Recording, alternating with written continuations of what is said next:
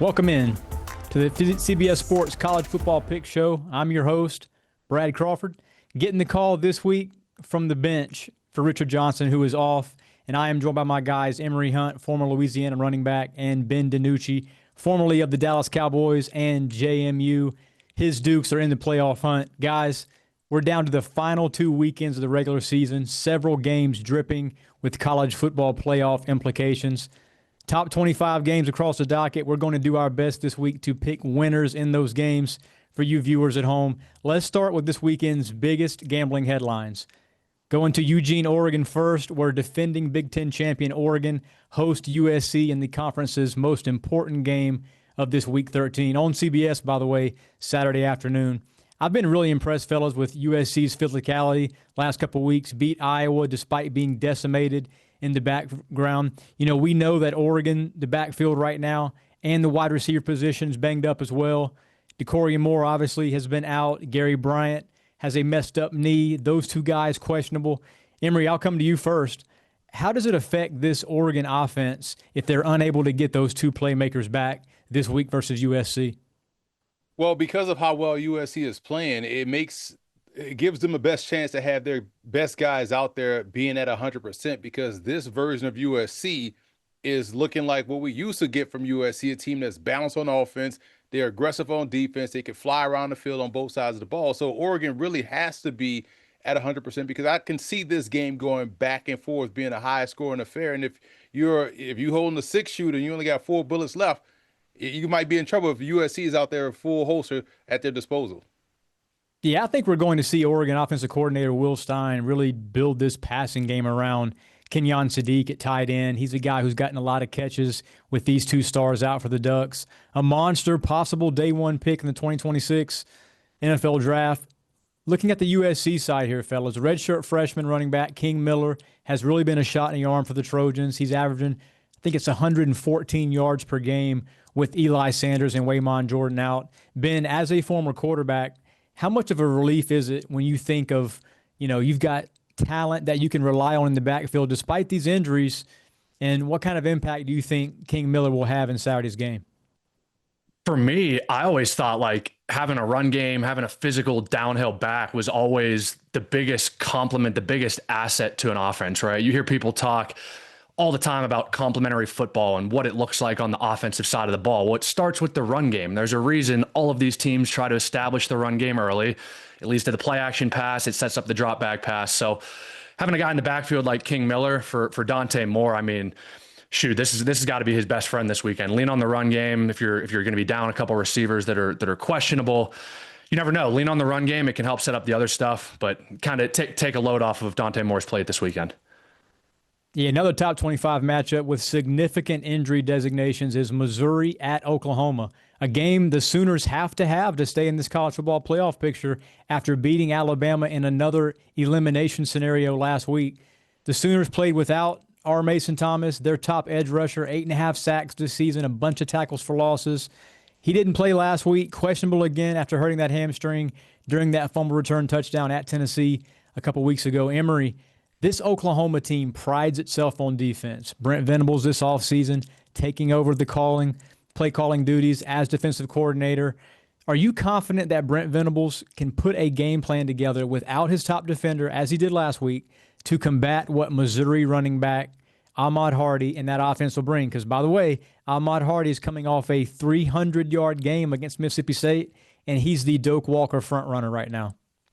I think he can, because we had the same question when they were getting ready to play Alabama, and we saw what that defensive front seven did to the Crimson Tide offense. And now you face a team in Missouri where you only have to worry about Hardy and slowing him down. I won't say take him away, but slowing him down, because we know their passing game isn't where it needs to be. So it makes the job a little bit easier. You can kind of play the run on the way to the quarterback if you're Oklahoma. We saw them do a great job versus Bama and frustrate Ty Simpson. So what do you think they're going to do with whoever they put back there at quarterback at Missouri? It's about stopping Ahmad Hardy, making sure he has a minimal impact on this game. If they can do that, they can win this one going away. From the Missouri standpoint, quarterback Brady Cook upgraded last night from doubtful to questionable on Thursday's injury report, meaning the Tigers could have him back, but may have to rely on a hefty number of carries for Ahmad Hardy and true freshman third-string quarterback Matt Zollers already has a start this season, but leaning on him in the passing game is a little bit of a worry when you're going into a hostile environment like Oklahoma. Ben, this is not what you want to see if you're Eli Drinkwitz, throwing your wet behind the ears signal caller at the dog, so to speak, if Bo Pribula can't go. So give me a recipe for success from a quarterback standpoint if Pribula is not available. Yeah, I mean, I'm going to look at third downs in this game from Oklahoma on their side defense, kind of a physical, pin their ears back defense. If Missouri's not going to have Pribula out there, first and second down efficiency in the run game and in the quick passing game, getting the ball out of his hands early, trying to stay out of negative plays.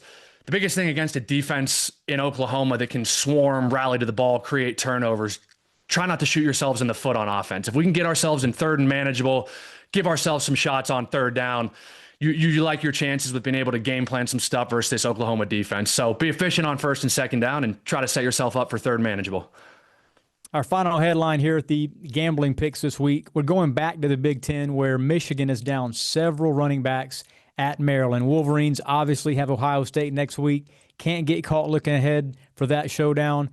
That's going to lose some of its luster if Michigan goes on the road and gets upset, at least from a Big Ten championship perspective. Can't stub their toe there. So Justice Haynes out with a foot injury in the backfield. Jordan Marshall, he got hurt in the fourth quarter of last week's win against Northwestern. That means former walk-on Bryson Cudsdell likely gets to start for the Wolverines. Emory, from your experience inside of a college football locker room, how difficult will it be for Sharon Moore on Saturday to keep this focus on Maryland, not look ahead to Ohio State? And do you think these players for the Wolverines are already looking ahead perhaps? Well, the cool part is they don't have the luxury of looking ahead because they nearly lost to Northwestern. So the focus will totally be on this ball game because of the scare last week.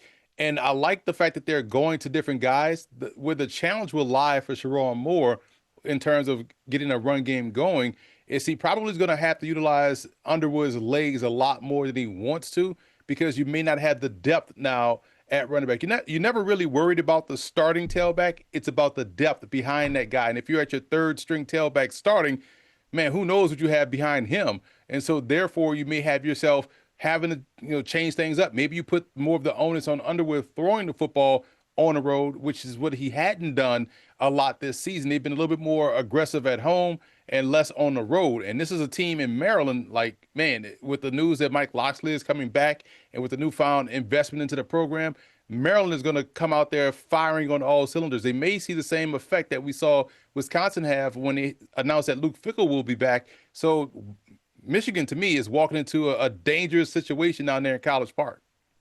It definitely is dangerous for the Wolverines, who have to win to stay in that Big Ten championship race. Ben, we mentioned the injuries already at running back for Michigan. That's been kind of a grinded-out offense this season. Bryce Underwood, obvious passing talent as a five-star freshman, hasn't thrown a touchdown pass, however, in several weeks. What are some ways you think Michigan could mix it up, maybe get Bryce Underwood into a rhythm early in that game? Because looking back, his last touchdown pass was mid-October against Washington. I'll say this. I think, Bryce Underwood's going to have to throw a touchdown in this game if Michigan wants to come out on top. You guys just hit it. This is kind of the classic trap game for Michigan, right? You're looking at the schedule next week. You've got the team, you got the team from Ohio State.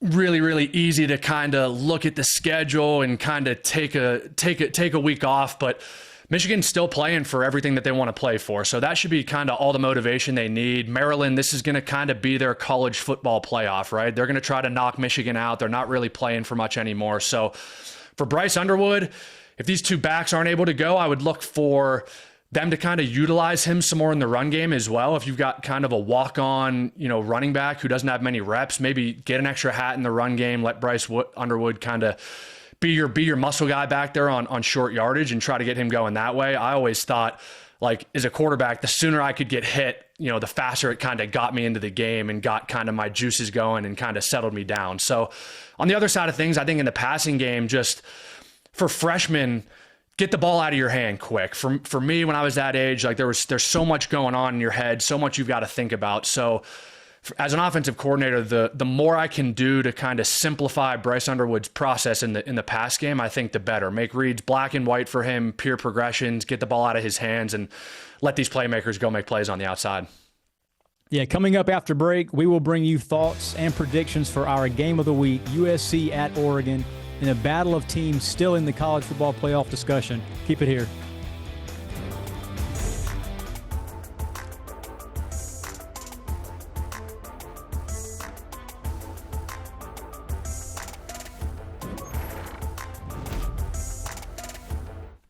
Welcome back to the CBS Sports College Football Pick Show, where we are in for quite a weekend across the top 25. Let's take a look at the pick standings for the season after Week 12. Man, despite a losing weekend for the second straight week, I'm still above 500 there in first place, clinging to a small lead. It's coming down the stretch, fellas. You see Richard Johnson's record there, Emory Hunt, 5 games under. And Ben, he's only been on the show once this season, but I have a feeling Ben is going to have a great Week 13. So, fellas, moving to our game of the week, USC at Oregon. Ducks are right now a 10.5-point favorite. This line opened at 7.5 points, has moved 3 points since, total sitting at 59.5. Let's be frank and call this what it is. This is a playoff elimination game for USC and possibly Oregon too, depending on these number of at-large teams with 10 wins here in a couple weeks. So, Emory, I'll come to you first. How difficult is it to handicap a game given the stakes in the Big Ten and the pressure facing both teams? It's very tough because when you look at how they've arrived at this point, you look at USC and it's like, man, they were kind of not talked about earlier in the season, even in the preseason. It's kind of like, yeah, all right, USC, whatever. It was mostly about Oregon and what they had and all the things we were looking forward to seeing from them and everybody else in the Big Ten. And then USC started to play real good football. We started to see Mekhi Lemon look like the Biletnikoff Award winner. And we started to see these running backs like in waves. One goes down, another steps up and becomes the guy. Now we're at the redshirt freshman, King Miller out there balling. So this team is for real. They're peaking at the right time. And Oregon has been in a little bit of a dogfight the last couple of weeks. And we saw USC have to come back against Iowa. And it's fun that both teams share that experience. So it's kind of tough. That's why I was shocked when I saw this go from 7.5, firstly, and then now at 10.5. It's like, wow, this is total disrespect for USC. And to be completely honest, how Oregon has played the last couple of games. Yeah, we've already seen the Ducks lose once at home this season. We know Outson Stadium is one of the best in the country, most intimidating environment, arguably in the Big Ten. Lincoln Riley and USC, this is a stat to know this week. They are 3-6 on the road in the Big Ten the last 2 seasons since they joined the conference a couple of years ago. Ben, what will the Trojans have to do as a double-digit underdog, as Emory mentioned, to have a shot at winning this game away from SoCal? The other stat that was up there that doesn't make me feel all too comfortable is Lincoln Riley's 0-4 against top 10 teams in his career. So that doesn't make me, feel great about it. But the one thing that USC does have going for them is their quarterback Mayava has played a lot better the last couple of weeks. The defense seems to be rounding into form. They beat a good physical Iowa team last week. We saw what that same Iowa team did against Oregon a couple weeks ago. So This 10.5 number feels weird. It's interesting that it's going the other way, considering Oregon's got a couple guys in the receiver room that might be banged up and questionable and not going. So USC is going to have to handle the pressure, handle the environment. The thing that I'm going to be looking for from the offensive side on USC is how do they handle the noise, the operation, the pre-snap. No false starts, no illegal shifts, any of that stuff. That's all stuff that Mayava can handle pre-snap. You saw Indiana a couple weeks ago go into Oregon, be able to handle it really, really well. Mendoza did an unbelievable job handling the noise, kind of quieting that crowd down. So if USC can take anything from Indiana, it's these tough away road environments can get out of hand quickly when you kind of add that 12th man to the equation. So be poised in the noise, control the line of scrimmage, and let's see if we can play a 4-quarter game against this tough Oregon team. Poised in the noise. I love that. And if USC wins, this is a matchup that could make the final week of the Big Ten championship race really interesting. The Trojans, they already own the head-to-head meeting with Michigan, so they have that tiebreaker.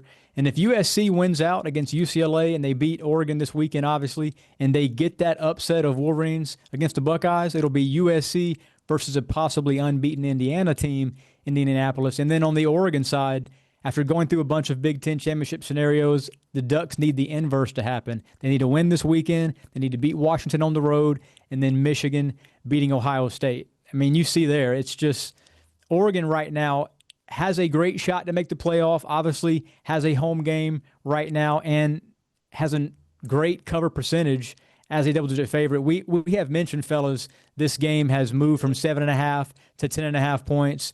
And for me, it's just, is Dante Miller going to be the guy that makes enough plays late in this game to win? Emory, you know USC's defense has played well these last couple of weeks, certainly against Iowa. What have you noticed from USC that has changed during the second half of the season defensively? Confidence, and confidence breeds success. And when you're confident in what your role is, you can fly around the football, you can play fast without thinking, and you can make a lot of plays. And that's why it's going to be fascinating to see which quarterback can play above the X's and O's. Both are guys that are athletic.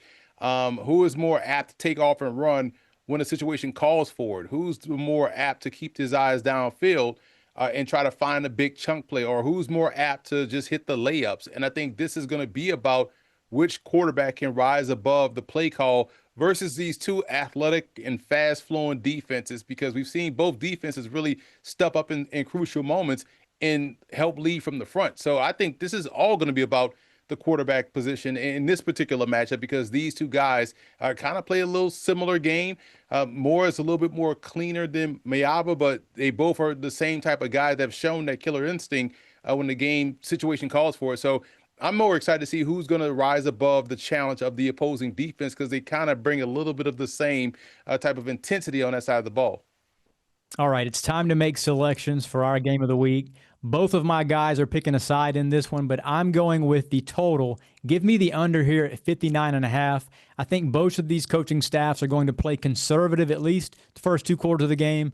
Try to avoid that colossal mistake that we have seen, other quarterbacks make on the road against Oregon. We know USC needs to get a lead early the way they're playing defensive-minded football these last couple of weeks. Iowa, Oregon, Iowa, USC, both those games went under the total. So instead of taking a side here with that total so high, I'm expecting a defensive battle and going under 59.5. Ben, which side are you taking? And then Emory, you can finish things off after that. Brad, I'll take the other side of things. I'm 1-6 on my lone appearance here, so I got to try to make up some ground somehow. So I'm going to go USC in the points here at 10.5. It feels like too many points. This feels like a physical, in-your-face kind of smash-mouth football game. Ironically enough, when you get offenses that are this productive, sometimes the game ends up low scoring. So I don't hate your under pick either, but I think it really comes down to which quarterback in crunch time is gonna make more plays. 10.5 feels like too many points to me, and for that reason, I think Jade Mayava and this UNC offense can weather the storm a little bit, and I think they'll keep this thing close. I'm the same way. I like USC plus the points here. I just love the fact that their receiving core, to me, it reminds me of what they had when they had Drake London and Amon-Ra St. Brown on the same squad. This offense, I feel like, is ready for this moment. So we'll see this one even tighter than this 10.5 point spread. And I will also sprinkle some on the money line for USC to win outright.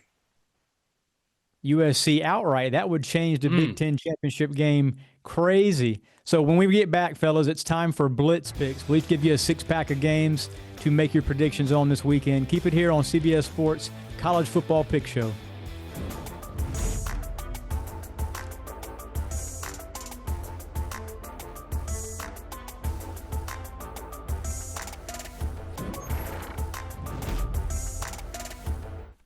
Welcome back to our College Football Pick Show here on CBS Sports Network.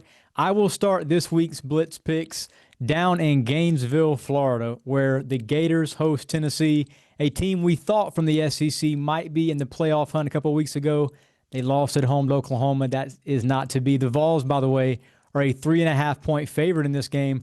I like them to win and cover that for the first time at the Swamp since 2003. You heard that right. It's been more than 2 decades since Tennessee has gone down to the Sunshine State and won a game against the Gators. So I think it'll happen this week. Give me Tennessee laying 3.5 points. Emory, who you got for your first Blitz pick? My six-pack will have a common theme, and we're going to start with the Sun Best Conference with JMU taking on Washington State. And again, this is where you take advantage of what you guys have created in terms of this landscape. Washington State is still a Power 5 program, but they don't treat them like a Power 5 program. But you know what? That box score is going to say JMU slaughters Washington State. That's all people are going to see is JMU beating the brakes off the Cougars. Lay the 13.5 points, because to me, JMU is the representative for the G5 spot in the college football playoff. They only have one loss, and they're healthy. They're playing the right quarterback. Their defense is doing what it does, and this game would look a lot like it did against UNC last year. I'm staying SEC with mine. Brad, I'm following you. I'm looking at this Oklahoma versus Missouri game for my first Blitz pick here. I'm going to take OU in the points, -6.5. I love the way the defense is playing. I love the way John Mateer is playing. Quarterback questions at Missouri. I know they can run the ball with the best of them, but I like OU. I like the points. I like the quarterback. Sometimes it's as easy as that. But for anybody listening who saw my record the first time I was on here, if you want to just mute or tune out whenever I'm giving you suggestions, totally fine as well. But give me OU in the points this week. Under a touchdown, man. That's pretty solid. I've got a different number, so that's awesome there. This next game for me, I had to read the line twice to make sure I wasn't seeing things. SMU is a 2.5-point favorite at home against Louisville. Stays in the the ACC championship picture with a win and sort of in that playoff hunt. Mustangs right now 4-6 against the number this season. Louisville's 3-7, one game worse than SMU. The Cardinals, by the way, they have flatlined since that win over Miami. So I'm going to take SMU -2.5 here. I like Rhett Lashley and what they have going offensively. This is one of my favorite picks of the week. Ben, what's your next pick? Well, since Emory's already talking about my JMU Dukes, I guess I'll just have to follow it up and echo my sentiment that I think no bias here at all, just a random JMU jersey hanging up down here in my office. But this JMU team is playing really well. They're hot. They've had one of the best defenses in the country the last couple years. Alonzo Barnett at quarterback is playing really efficient, really smart football. I understand they got a one loss to probably the best opponent on their team in Louisville. It was early a couple weeks ago in the season, but this JMU team is playing well. They're made of the right stuff. They've got a great defense. They can run the ball on offense. So give me my Dukes and give me my points. Listen, I love tradition in college football, like the intense rivalries you get with Michigan, Ohio State, with Georgia, Florida, with the SEC and good loss season. It's funny when we were watching college football, right? And you always watch Auburn. Auburn does this every year. You just watching a random game, you see that ticker at the bottom, you're like, why is Auburn only up 3 in the middle of the third quarter versus Cuba Baptist? Like, what are they doing? Auburn always plays a game that's just off the wall, right? So them being 27.5-point favorites against Mercer is crazy. Mercer is a top 6 FCS football team that's going to have a bye in the FCS playoffs when the bracket gets released on Sunday. Mercer may actually have an outside chance of pulling off the upset. Who does Auburn think they are being 27.5-point favorites against a very good FCS team? Give me Mercer plus 27.5 points. And I can assure you, no analyst out there has watched more Mercer film than Emory Hunt. So y'all need to follow that pick. My next pick is I like the over in the BYU-Cincinnati game. Total standing right now at 54.5 points. If you find it higher than that, then do your due diligence. But 54.5 is the number I got. Where's the respect right now for BYU from the selection committee? They're in the playoff hunt, and just no one's talking about BYU outside the top 10 right now. Still one of the lone teams in the country who controls its own destiny. Might get a shot at Texas Tech here in a couple weeks. I think Keilani Sitake can kind of use that inside the locker room as some motivation at Cincinnati. Now, that being said, Bearcats are sort of a Jekyll and Hyde team, home versus away. They play really good at home. Away, they stumble a bit at times. They average a lot of points when they're playing at home. So I like BYU in like a 38-31 shootout here. Give me the over 54.5. Emory, who do you got for your next selection? Ever since I moved to the Northeast, I've heard the same thing over and over again for the last 20 years. Snowbirds love to go down south. Oh, Florida this, Florida that. Florida had a baby, right? But this is a business trip for UConn. UConn is going to go down to Boca Raton and take care of business against Florida Atlantic. I like how UConn is playing. Jim Moore Jr. has completely turned that program around. They're a legitimate, strong on both sides of the line of scrimmage. They can run game and defense their way to this cover of 7.5. So lay the points with the UConn Huskies. Emory, just to back on that too, their quarterback threw his first pick of the year last week in week 12. So not bad quarterback play coming from the UConn Huskies either. But I like offenses. I like points. I like quarterbacks that can kind of throw it all over the yard. So I'm going Arizona and Baylor. I'm going to go over 62.5 points in this game. I know it's a lot of points, but Sawyer Robertson, Noah Fafita, two great quarterbacks, I think, that can push the ball down the field, push it all over the place, make every throw. And so I like the points here. I'm never going to take an under. Boo if you like rooting for defenses. So give me the points, give me the quarterbacks here, and give me the over. Yeah, I'm going back to the team total. Well, last week, y'all, we lost a tough one. 37.5 was the number for USF, and they got 38. We had the under. But now I'm taking South Carolina minus 13.5 first half against Coastal Carolina. I like Gamecocks to score a lot of points this weekend. This is a very important spot for Shane Beamer, fifth-year coach. He tries to just win back some of that fan base that he has lost these last couple of games. Blew a lead in the fourth quarter against Alabama. Blew a 27-point lead at halftime against unbeaten Texas A&M. We saw that team last week, the Gamecocks, score 30 points on the road in the first half against College Station, and then just flatline after that. So I think the Gamecocks hang a crooked number on Coastal Carolina. Give me the over minus 13.5 first half for South Carolina. Ben, what's your next pick?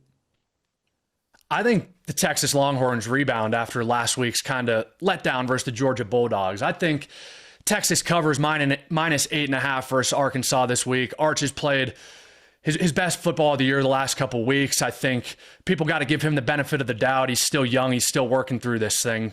This Texas defense is going to have their hands full with Taylon Green. I wish I was 6'5", 250 pounds, and could run like he could run back in the day. I'd probably still be playing if I had those attributes and those measurables. But I like Texas here. I like the points. I like them to rebound after last week's loss versus Georgia.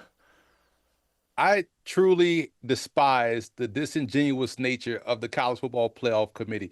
Give me a pair of black Air Force Ones, a Yankee fitted in a bag of Flamin' Hot Cheetos, and put me on a committee. Let me go talk to them. Because here's the thing. They'll tell you straight up, oh, well, we don't want a group of five and a group of five this. But look at how they treat Georgia Tech, who plays in a Power 5 conference.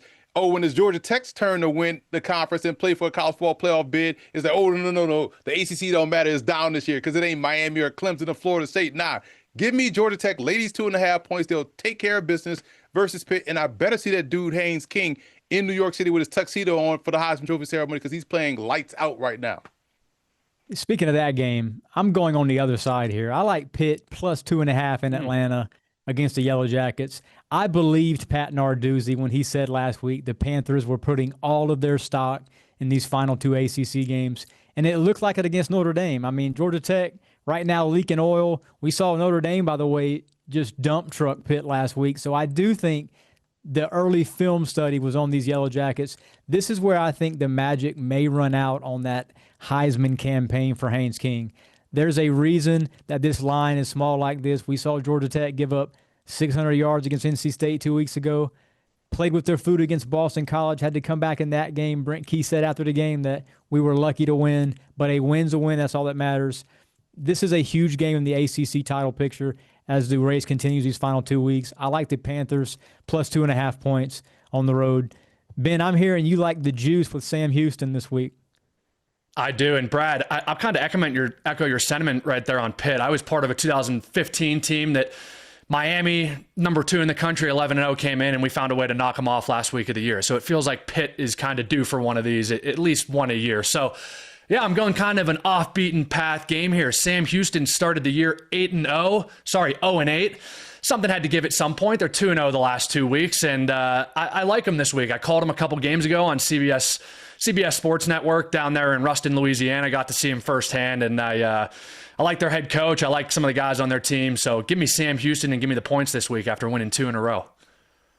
The 160th meeting between Lehigh and Lafayette, the oldest rivalry in college football. These schools are separated by 9 miles. That's crazy. And both are ranked in the top 25. The difference here is Lehigh is actually a top 5 football team this year with a fantastic defense. They could win this game 11.5-0. I don't think Lafayette finds the end zone against this vaunted Lehigh defense. So I will lay the 11.5 points with the Mountain Hawks. Both teams, to me, will be in the FCS postseason. I think Lehigh has an outside shot as a buy as well. This final pick for me really hinges, fellas, on the availability of Missouri quarterback Bo Pribula. I know I said Brady Cook earlier in the show, but if you've watched Mizzou football these last 4 or 5 seasons, Brady Cook and Bo Pribula are almost the same exact player. Dual threat, rugged, Iron Man type. Pribula, by the way, hurt his ankle 2 weeks ago, and the fact that he's even questionable this week is just mind-boggling to me. So I'm going to go Oklahoma minus 7.5 here to cover against the Tigers. That changes if Bo is available and does play. Keep an eye on Friday night's availability report. But we mentioned earlier in the show that Oklahoma, this is a playoff elimination game for the Sooners. Mizzou has already squandered its opportunity to get in that playoff picture from the SEC. Oklahoma last week beating Alabama got back in it. So I like Oklahoma to win big here at home, minus 7.5. Emory, what's your final pick for this week's Blitz? Giving a tip of the cap to my guy, Rob Scarlata, the head football coach at Georgetown. I was on the broadcast for this particular game against Holy Cross. I want to say it was 2017, where Georgetown was up 31-0 in the middle of the third quarter and lost 35-31. It was crazy comeback. 2 block punts returned for touchdowns, blocked the same way by the same guy, recovered by the same guy for a touchdown twice. So this is always a wild game. I like that Georgetown is now at 500. I like for Coach Scarlata to get the win outright over Holy Cross, who's having a down year. But this is the first time Georgetown has had a winning season, I want to say in about 8 or 9 years. So shout out to Coach Scarlata, doing a great job with what he has to work with at Georgetown. Speaking of another team that's 500, how about the Rutgers Scarlet Knights? They come into this week's matchup against number 1 Ohio State at 5-5, and I am picking this one simply because 32.5 points seems like way too many points. I understand the offense on Ohio State, the defense has been elite. They're not letting up many points, many touchdowns. This is just one of those numbers I think is too high. Ohio State's got Michigan, next week. And so I think this might be a little bit of a, let's just take care of business here this week, get our eyes set on Michigan. So Ohio State might win 80-0, and people might think Ben DiNucci's, the dumbest sports picker in the world, but give me Rutgers and give me 32.5 this week. When we come back, let's talk underdogs and a couple teams who could have some serious bite this weekend.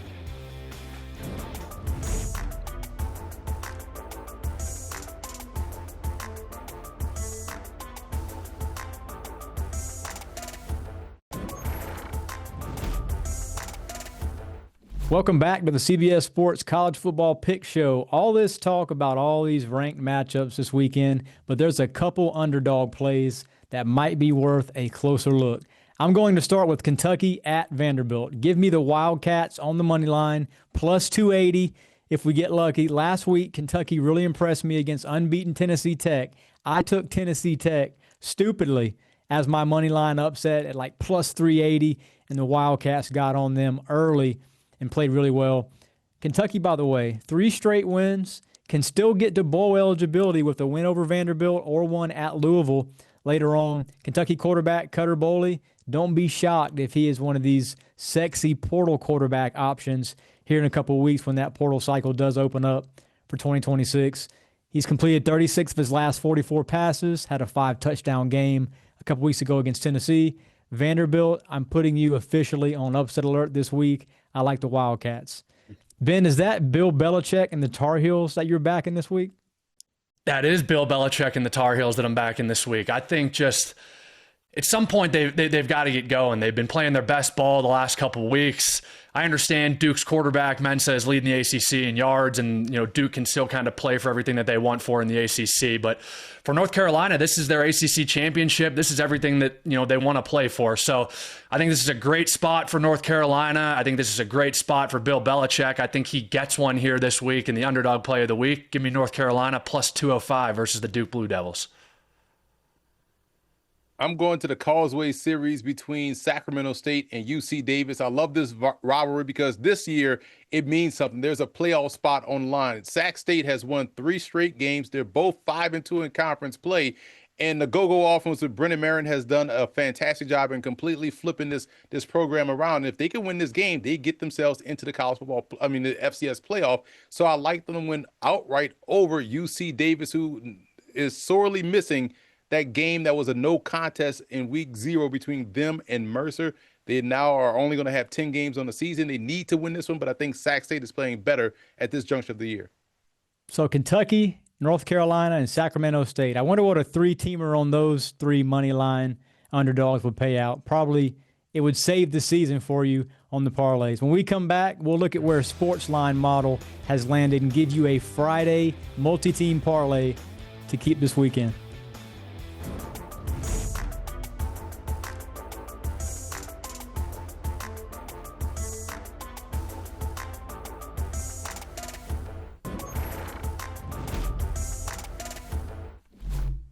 We're back with the CBS Sports College Football Pick Show. Let's go to the model play of the week. South Alabama plus 1.5 against Southern Miss. This is from Sportsline. This cover, by the way, is hitting on 76% of simulations, and the model right now is 7-5 on the season. South Alabama has a 6-game losing streak at one point this year, but has split its last 4 games. Quarterback Bishop Davenport has played a lot better this last month of the season. The model says fade the Eagles and take the Jaguars plus 1.5. South Alabama plus 1.5. For my favorite segment of our weekly show, it's where you get the most bang for your buck. Let's go parlay time here in week 13. I'm going to start it off with a 5-teamer, fellas. Sitting at plus 529 if these games hit. We'll start with Memphis money line at Navy. Tigers, I think, can bounce back. Midshipmen right now still in that American race, outside of the playoff picture, but if they win out, get to that championship game, perhaps they could beat out JMU for that last spot, but I think it ends right here for the Midshipmen. Memphis, explosive offense. When they don't give up points on the other side of the football, give me Memphis here, money line. Second of the 5-legger is Penn State money line against Nebraska. Nittany Lions need 2 more wins to reach bowl eligibility. Under an interim coach, I think they still would take that bowl and get there for an extra month of practice. Nebraska, by the way, starting a true freshman quarterback for the 2nd straight week. That's hard to do at Beaver Stadium and try to win. Give me Penn State there. Third leg of this is Tulane money line at Temple. Now, I know John Summerall, Green Wave coach, said we are not a top 25 team. I don't know what the committee's doing this week, putting Tulane as its playoff representative from the G5. But Tulane needs this game. They got to win out and win a couple weeks in the American Championship game to make the playoff. I think Tulane gets it done here. I'll go point spread here for the 4th game. Kentucky plus 8.5 at Vanderbilt. I've already given you the Wildcats on the money line as my upset of the week. I like Kentucky plus more than a touchdown here in Nashville to get it done against the Commodores. And to wrap things up, I'll go Texas money line at Arkansas. Ben said earlier he likes Texas to cover in that game. I think Texas does win big too. This is a game, obviously, Texas dropped 8 spots in this 3rd playoff top 25 this week.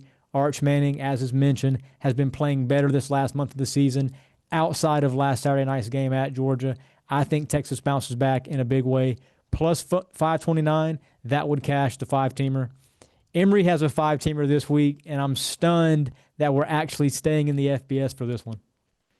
Well, we got one FCS game in that one, too. I always like to throw out a little bit of history. Harvard versus Yale. Give me Harvard to win straight up on the money line. The reason why this is significant, if Yale beats Harvard, we may see both teams go into the FCS playoff because this is the first year the Ivy League is going to participate in the FCS playoff. So Harvard right now leads the league. You have an NFL quarterback in Jaden Craig that you want to keep an eye on. So I like Harvard to win straight up. I also like Nebraska plus 9.5 against Penn State. TJ Lateef has done a phenomenal job as the quarterback, the freshman quarterback. I like how he's playing. I think this one is going to be tighter than people think. Give me BYU straight up on the money line versus Cincinnati. I think BYU is getting a little bit disrespected still with how well they play at the point of attack. Tennessee minus 3.5 versus Florida. Why is this game so late in the season? This is usually the week the SEC is playing Nicaragua Central. You know what I'm saying? I'm surprised this is a real conference game that they're playing this late in the season. Utah State money line over Fresno State. I love the way the Aggies can make it a track meet. I think in a track meet situation, they'll outgun Fresno State at plus 1652. Have us a nice little weekend. I'm going to start in the Mountain West. You ended in the Mountain West, Emory. I'm going to start there. I'm going to go UNLV minus 2.5 versus Hawaii. UNLV is the high-scoring offense in the Mountain West. Quarterback Anthony Calandra can do it a bunch of different ways, arms, legs. He can scramble around. He's one of these fun playmakers. So give me UNLV by at least a field goal in that one. My next game, I'm going SMU over Louisville. I like SMU money line. SMU's trending the right direction, and I think Louisville is trending the wrong direction. Rhett Lashley, Kevin Jennings have got this team rolling the last couple weeks after a really good season last year. So I like the SMU money line in that one. I'm going to stay in the ACC for my next pick. I'm going NC State plus 6.5 versus Florida State. NC State's got some weapons on offense. Their quarterback, Bailey, is a good player, young. I've enjoyed watching him play. FSU just kind of just confuses me. They start the year off strong and beat a really good Alabama team, and then they've kind of, stuttered here lately. But I like NC State points in that one. And for my last pick, I'm going to the SEC. I'm going Kentucky at Vanderbilt. I'm going under 54.5. I don't know what it is. These SEC matchups late in the season, this, for whatever reason, feels like it might be 10-3, 10-6, one of these smash mouth, hard nosed, physical SEC Week 13 battles. So I like the under in that one. Guys, since we have a hiatus for 1 week on next week's show, let's go ahead and talk playoff bubble teams really fast. We saw the committee's third top 25 this week. We saw some teams outside of the top 10 who are capable of getting there. One-loss BYU is behind 3 or 4 two-loss teams already. Miami just keeps moving on up, and the committee right now has Miami as the ACC projected champion, even though like 8 or 9 different scenarios have to go right for the Hurricanes to get there. And then third is Vanderbilt. So, Emory, I'll go you. If there's one team from this bubble squad trio here, BYU, Vanderbilt, Miami, to get to the 12-team bracket, which one do you think it'll be? I think it'll be BYU, man. Just the audacity of the SEC and other Power 5 programs, as if they can keep these teams out that have only one loss and has played really good football. Meanwhile, Georgia out here playing Panama Tech. Like, the argument is weak. Put the best teams in who play good football consistently and don't kind of sandwich, cupcakes into their schedule late in the year to try to pad that win total. So I say BYU because I like how they play. I like how tough they play Texas Tech as well. Ben, give me an argument I'm going to go Miami. You said you want to argue for Miami? Yeah, because they've got experience. They've got about Miami right now. They've got the experience at the quarterback position. Carson Beck, he's going to have to play his best ball here late. The defense kind of speaks for itself. They've been really good for a majority of the year. Malachi Toney's one of the best playmakers in the country. So I think if Miami can kind of handle their business here the last couple weeks, they're going to need some things to go their way. But there's your argument for Miami right there out of the ACC. I'll throw you one more pick this weekend, too, because Miami right now at Virginia Tech, Miami needs to look good this weekend and in its finale. We've seen style points matter these last couple weeks here. Notre Dame and Miami, by the way, right now, Notre Dame a couple spots ahead of the Canes. That head-to-head win right now Miami has in the season opener, it has not come into play with the selection committee because we heard the interim committee chair say this week that we don't see these teams on the same pedestal yet. Well, will they see these teams on the same pedestal when more common opponents get put in? So I think it's very interesting to see where Miami is. And Emory, I see you smiling. Give me some ideas on Miami being in or out at this point of the year.